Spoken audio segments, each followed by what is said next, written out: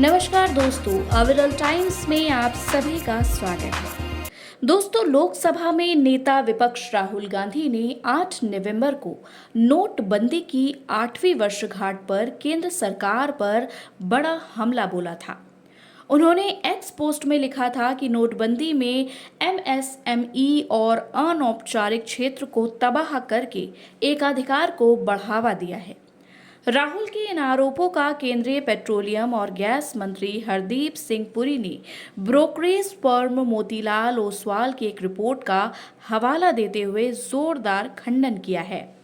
पुरी ने एक्स पर लिखा कि राहुल गांधी अब भी उन धारणाओं और विचारों में उलझे हुए हैं जो गलत फहमियों, गलत सूचनाओं और आधे अधूरे तथ्यों से भरे हुए हैं। रिपोर्ट स्पष्ट रूप से दर्शाती है कि भारत आज एक आर्थिक महाशक्ति के रूप में उभर रहा है।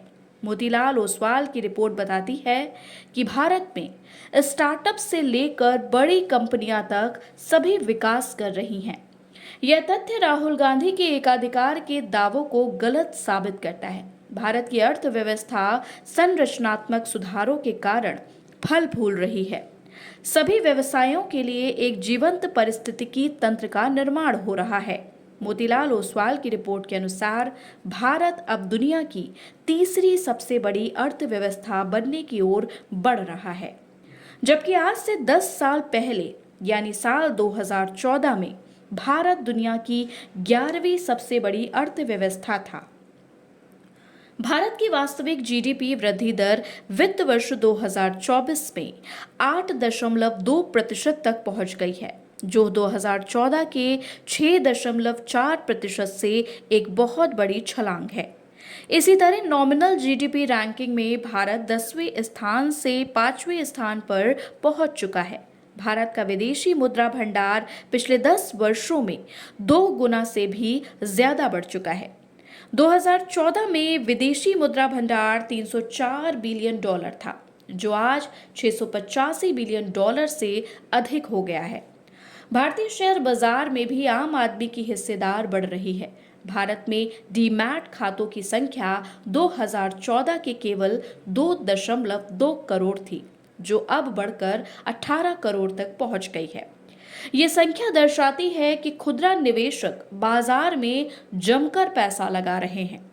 मोतीलाल ओसवाल की रिपोर्ट के अनुसार भारत का बाजार पूंजीकरण 2014 में 75 ट्रिलियन के साथ विश्व में 10वें स्थान पर था, जो अब 455 ट्रिलियन के साथ 5वें स्थान पर पहुंच गया है।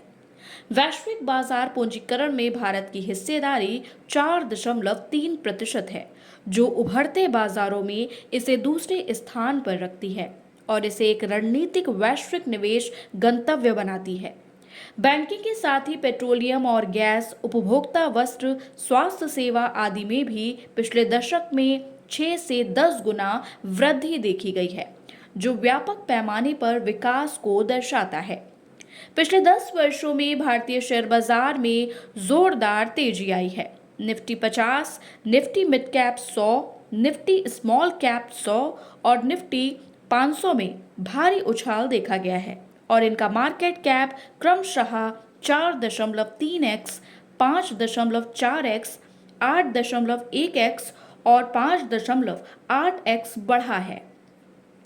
भारत में अब 11 मेगा साइज्ड कंपनियां हैं, जिनका मार्केट कैप 5 ट्रिलियन रुपए से ज्यादा है, जबकि 2014 में यह संख्या 0 थी। पिछले दशक में निजी कंपनियों का बाजार पूंजीकरण 6.4 गुना बढ़कर 384 ट्रिलियन रुपए हो गया। सार्वजनिक क्षेत्र की कंपनियों में भी 5 गुना वृद्धि दर्ज की गई।